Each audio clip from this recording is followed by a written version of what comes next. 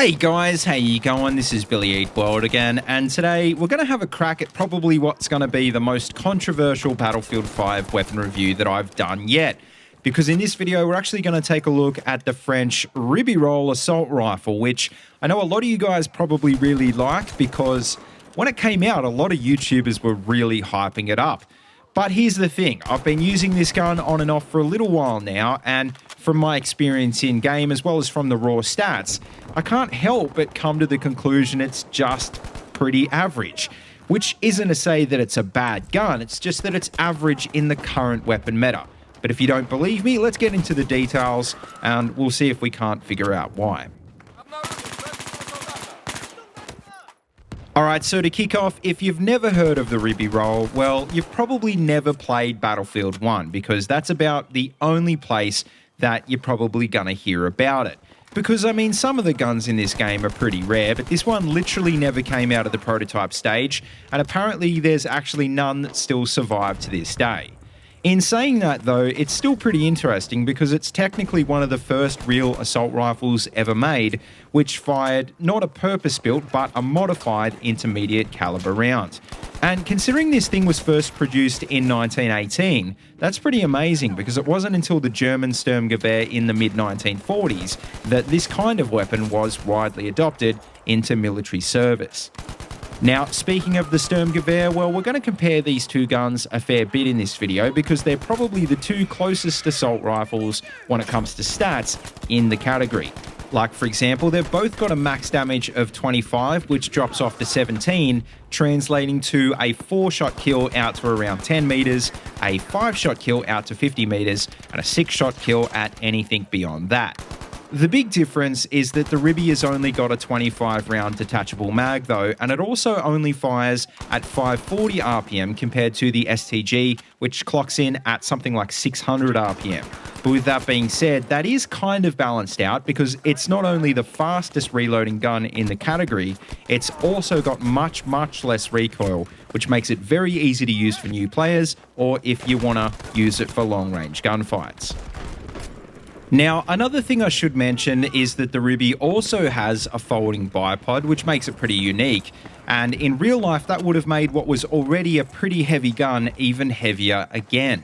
But just bear in mind that in World War I, well, they just didn't know how to use a gun like this yet. And you can really tell by looking at it that they didn't know whether they should commit to it being something like an SMG or more like an LMG. The main reason they didn't actually put it into service though was because it had some serious reliability issues, but it was also a case of its effective range being about half that of a standard issue rifle. And funnily enough, that's about exactly the same issue that it has in Battlefield 5 because as a long-range AR, it's really trying to compete with the assault SLRs and, well, as we've talked about in previous videos, they're pretty good and that's going to be pretty hard to do. What you'll find is that, I mean, sure, you can take out targets at long range, but because this gun fires so slowly and has to land 6 shots, often they're just going to move out of the way.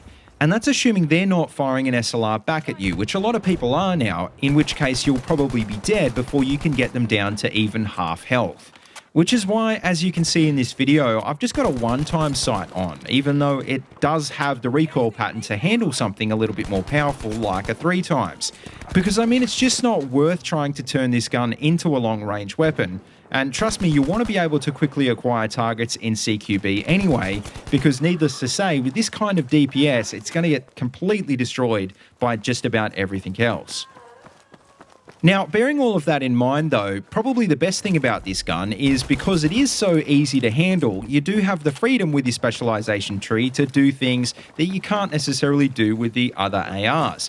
And so as you can see, what I normally do is run all the way down the right-hand side, except for light and stock at the bottom, which I think hits a good mix of short and long-range options, including stuff you don't normally have the ability to pick, like the bullet velocity upgrade. On the other side of the tree though, well, what you basically have is the options that improve hip fire and that sort of thing, which generally helps out with more of a run and gun playstyle. And so I mean, sure, if you really do like that sort of a setup, then your spec tree is probably going to look something like this. But at the end of the day, just remember that that's not really what this gun is designed for. But anyway, to finish up, as for my top tips for this gun, well, I don't want to just come out and say just use an SLR instead, even though it kind of is like that. Because, I mean, sure, I can see this being a really good gun if you're a new player or you just hate recoil. But in saying that, though, just remember this gun is definitely a win more weapon, so maybe don't use this gun if your team is getting smashed, because that's not going to feel very good.